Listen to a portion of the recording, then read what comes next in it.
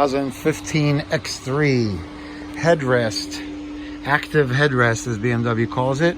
You have to squeeze off the leather pad, which is no big deal because it's soft and the actual frame of it is small.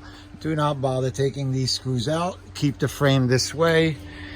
The explosive device that causes the airbag light actually fits in the front. That's the white part of it. I'll show you the old part. It's right here, and I will explain it because this is the part here. The electric plug is right here. It fits downwards, and you see this little hole. The explosive comes out of here and basically pushes its way off and releases. So when it pops out, these edges here allow the headrest to pop up. So when you install this, there's a little cover here in the front, black cover.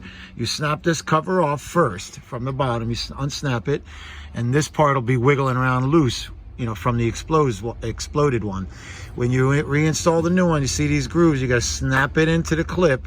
There's a little bar at the bottom, and then you need literally two people. It takes a lot of force, but you need two people, one person pulling down and the other person trying to snap this in.